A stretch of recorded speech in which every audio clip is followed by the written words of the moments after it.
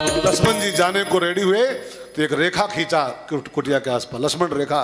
कहा माता जी इसके बाहर मत आइएगा, इसके भीतर रहना तो आपसे होगी। और लक्ष्मण चले गए। रावण सन्यासी के वेश में आ गया, भिक्षा मांगी और रेखा के बाहर से मांगी। उसको पता था रेखा जो हम लांघे अंदर गए तो हमारा दाह संस्कार आज भी पक्का है। लक्ष्मण रेखा लांघना हमारे बस का नहीं है। रेखा के बाहर खड़ा रहा, माता जी भिक्षा दो। और सीता मैया आई और रेखा के अंदर से बढ़ाई तो उसने कहा नहीं, हम नहीं लेते हैं, हम सन्यासी हैं, बंधी भिक्षा हम ग्रहण नहीं करते हैं, रेखा के बाहर आओ। तो जानकी जी को लगा साधु है, इससे कौन खतरा है, वो रेखा लांघ के बाहर आ गए। ध्यान देना, समाज की सीता जब जब रेखा लांघती है, जब जब तब तब उसका हरण होता है। सीता माने स्त्री, नारी, और नारी की अपनी एक रेखाएं होती हैं। रेखा माने मर्यादा, रेखा माने खाली लाइन नहीं होता, मर्यादा होता है। स्त्री की अपनी मर्यादाएं होती हैं सबकी, कैसे हंसा जाए, कैसे बोला जाए, कैसे बातचीत की जाए, कैसे देखा जाए, ये सब उनकी कैसे चला जाए, कैसे कपड़े पहने जाए, ये सब नारियों की रेखाएं हैं। और नारी जब जब समाज की नारी उन रेखाओं को क्रॉस करती है, उन मर्यादाओं को, तब तब किसी दुराचारी के चंगुल में वो पड़ जाती है। इसलिए महिलाओं की ड्यूटी है, महिलाओं का फर्ज है कि दुराचारियों से बचना है, रावणों से बचना है तो अपनी रेखाओं को लांघने की जरूरत न की जाए। हाँ, जैसे जैसे शास्त्रों की आज्ञा है वैसा जीवन जिए। किसी रावण की मजाल नहीं है कि टच भी कर ले, हो देख भी ले महिला की ओर, किसी की रावण की हिम्मत नहीं। बस शर्त क्या है कि अपनी मर्यादा में रहो, अपनी हद में रहे। तो कोई किसी रावण की हिम्मत नहीं। और जब रेखा लांघेंगी तभी वो रावणों की दाल गल जाती है। हद में रहो। हद माने उसको कोई नीचा मत माने कि हमको हद में रखना है। हद माने एक सीमा रेखा होती है, हर चीज की एक मर्यादा होती है महिला के लिए। कैसे वस्त्र पहने जाए, कैसे देखा जाए, कहाँ कहाँ जाया जाए और कैसे जाया जाए, कैसे, ये सब मर्यादाएं हैं, इनके भीतर रहिए। तो सीता मैया जो मर्यादा लांघी, रेखा माने मर्यादा, और जो रेखा लांघ के बाहर आई, परिणाम क्या हुआ? क्रोधवंत तब रावण लीन्हे सिरथ बैठाए, और चला गगन पथ आतुर भय रथ हाँकि न जाए। अब सीता जी को उसने उठा के रथ में डाल लिया और लेके आकाश मार्ग से चला। सीता मैया क्रंदन कर रही हैं, विलाप कर रही हैं, पुकार रही हैं, लेकिन कोई हिम्मत नहीं कर रहा। और जब कोई नहीं मैदान में आया तब फिर एक गिद्ध मैदान में आया। देखो, जब देश आफत में था, जब देश आपत्ति में था तो ये गांधी मैदान में आया था। बहुत लोग थे उस जमाने में, बहुत लोग थे, लेकिन जब देश पर आपत्ति थी, देश गुलाम था, ये गांधी मैदान में आ गया। और जब देश की सभ्यता खतरे में थी, संस्कृति पर प्रहार हो रहा था, सीता माने संस्कृति, तब कोई नहीं आया तो एक गिद्ध मैदान में आ गया। वहां गांधी मैदान में आए, यहाँ गिद्ध मैदान में आ गया। तो जानते हैं, एक राम बोल के मरा, एक राम की गोदी में मरा। जो देश की आफत को देखा और उससे रहा नहीं गया, वो LLB की डिग्री को फाड़ के फेंक दिया, उतार के कोट पैंट फेंक दिया, एक धोती पहन के मैदान में कूद पड़ा, आखिर में राम बोल के मरा। और ये गिद्ध जो भारतीय सभ्यता रूपी सीता को बचाने के लिए कूद पड़ा तो राम की गोदी में मरा। अब वो जटायु नाम का गिद्ध था, वो जब देखा हमारी बेटी को, हमारी भारतीय ललना को, भारतीय नारी को कोई दुराचारी हरण करके जा रहा है, बर्दाश्त नहीं कर पाया और वो गिद्ध पंख फैला के रावण के सामने प्रकट हो गया, रथ के सामने। रोका उसको, रोक, रे रे दुष्ट ठाढ़ की न होई, रे रे दुष्ट ठाढ़ की न होई, निर्भय चले सीना जाने होई, निर्भय चले सीना जाने होई।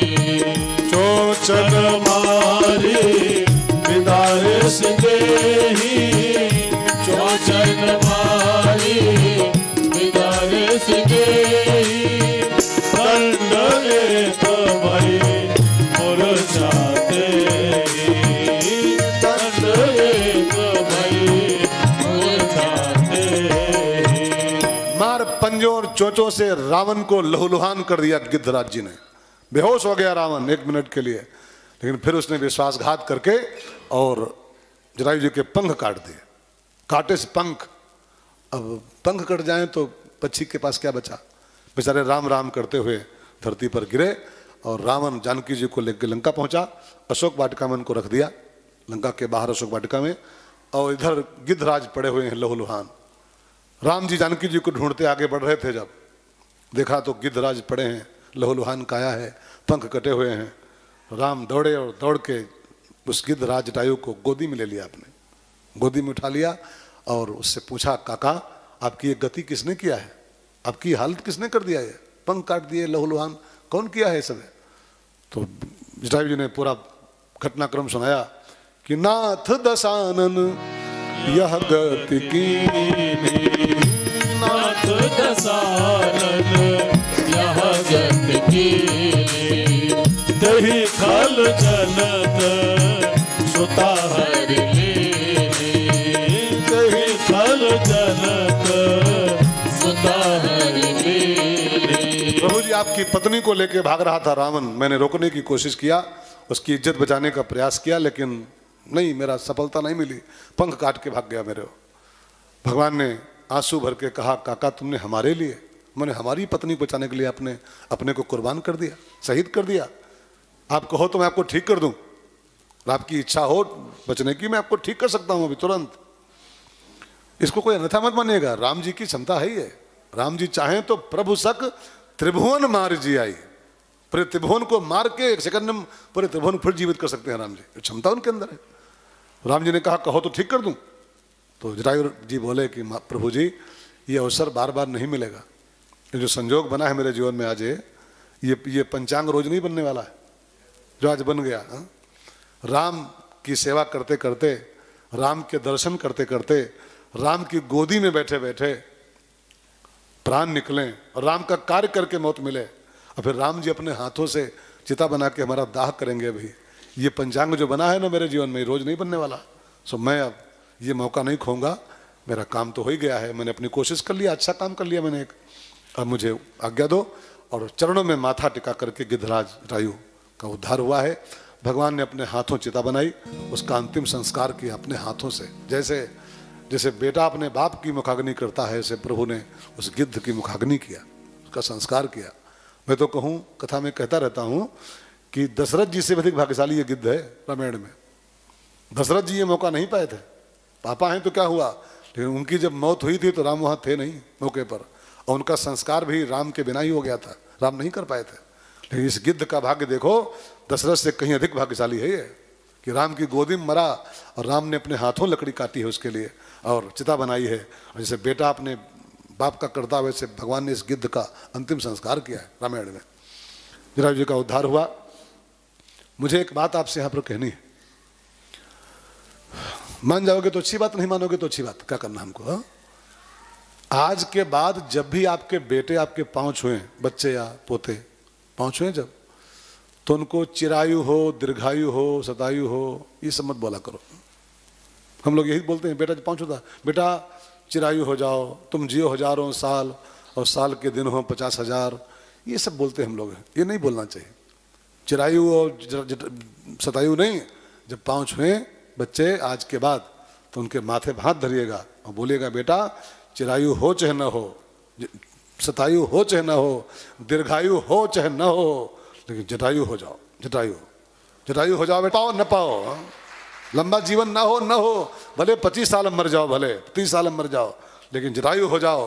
किसी भारत की बेटी पर प्रहार हो रहा हो, किसी बहन पर इज्जत पर प्रहार कोई करना चाहता हो, तो चाहे जान देनी पड़ जाए, जान दे दो भले अपनी, लेकिन जटायु की तरह उस बहन की इज्जत बचाने का प्रयास करो। तो दीर्घायु होकर क्या बनाएंगे यार, जटायु हो जाएं तो नाम कर जाएंगे दुनिया में, नाम कर जाएंगे। अच्छा बताओ,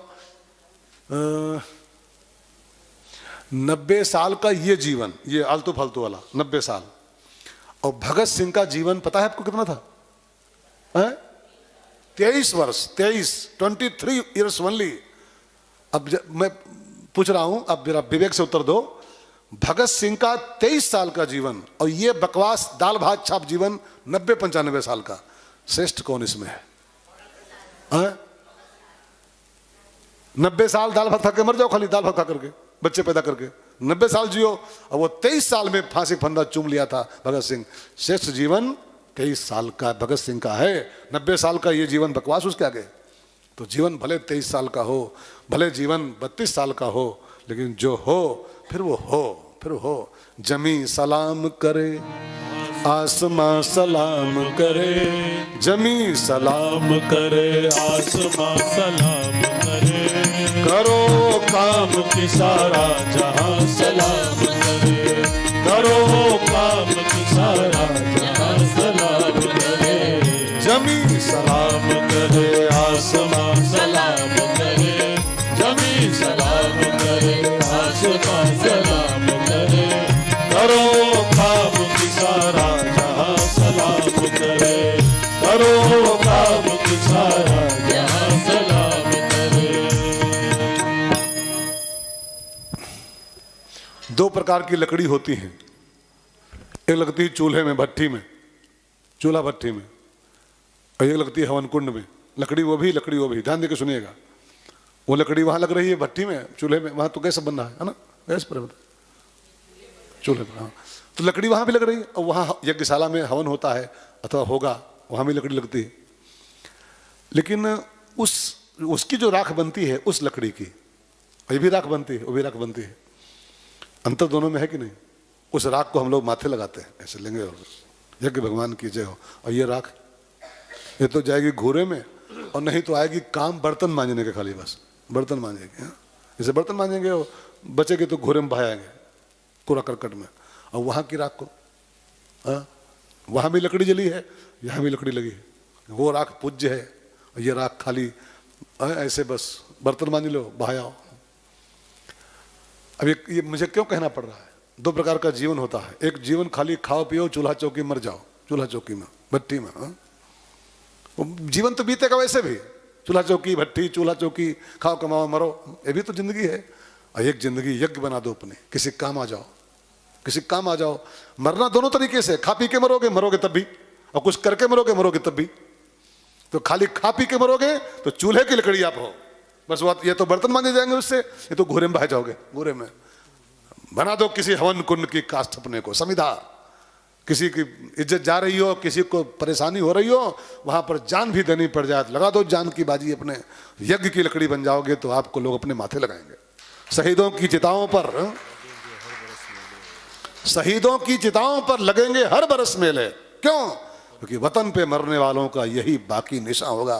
जो खाली चूल्हा चौकी में लगे हैं उनको कोई नहीं पूछने वाला है, कोई नहीं पूछेगा उनको। आज मरो कल दूसरा दिन, लेकिन जो शहीद हो गए हैं, जो कुछ कर गए हैं राष्ट्र के लिए, उनको लोग माथे लगाते हैं। आज भी लगा रहे हैं माथे।